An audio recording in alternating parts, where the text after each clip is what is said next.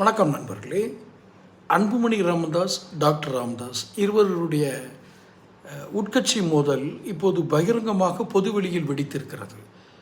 அன்புமணியை ஒரு தற்காலிக நீக்கம், சஸ்பெண்ட்னு சொல்லுவாங்க இல்லையா, அப்படி கட்சியிலேருந்து நீக்கினா 6 மாதத்தில் திரும்ப சேர்த்துக்கணும்.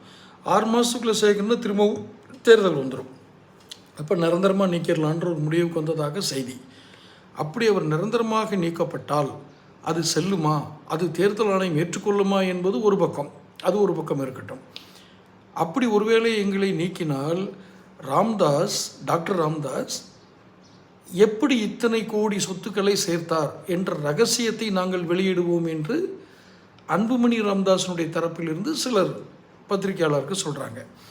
அது என்ன சொத்து குறிப்பு ரகசியம்? 1978 அவர் டாக்டராக பணிபுரிந்து 5 ரூபா 10 ரூபா ஃபீஸ் வாங்கி ஒரு மருத்துவராக அந்த வட மாவட்டத்தில் இருக்கிற இடங்களில் பணிபுரிஞ்சிட்டு இருக்கும்போது கிராமமாக செல்வது அல்லது ஒரு கிளினிக் வச்சு நடத்துறது, இது மாதிரி பண்ணிகிட்டு இருக்கும்போது அவரிடம் 1 சென்ட் நிலம் கூட கிடையாது. யாருக்கு? டாக்டர் ராமதாஸ் பேரில் 1 சென்ட் நிலம் கூட கிடையாது. ஆனால் இன்று அவரிடம் இருப்பதாக கூறப்படும் சொத்தின் மதிப்பு பல லட்சம் கோடிகள். எந்த அளவுக்கு உண்மைங்கிறது தெரியாது, அது வேறு விஷயம். ஆனால் அவர் ஒன்றும் ஏழை அல்ல, அது மட்டும் புரிகிறது.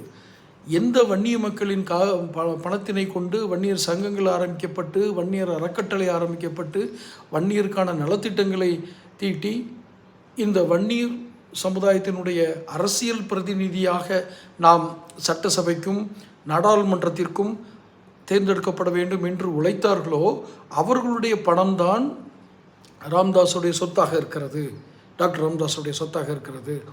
அதனால் எங்களை நிரந்தரம் நீக்கம் செய்தால் டாக்டர் ராமதாஸின் சொத்துக்கள் மீதான அந்த குற்றச்சாட்டினை நாங்கள் பொது வெளியில் வைப்போம் என்று வன்னியர் சங்கங்களும் வன்னியர் நிர்வாகிகளும் அறக்கட்டளை முன்னாள்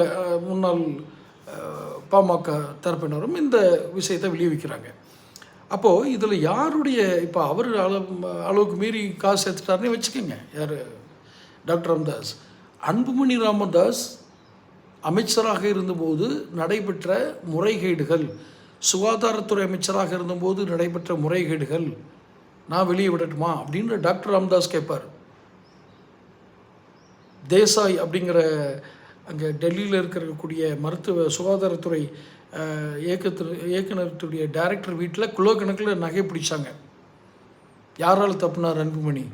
ஸோ இன்னும் கொஞ்ச நாளைக்கு இந்த அன்புமணி ராமதாஸ், டாக்டர் ராமதாஸனுடைய பல உண்மைகள் வெளிவரும். தொடர்ந்து பேசலாம். சேனல் சப்ஸ்கிரைப் பண்ணுங்கள், நோட்டிஃபிகேஷன் பில் பதிவு பண்ணுங்கள், பிடிச்சிருந்தால் லைக் பண்ணி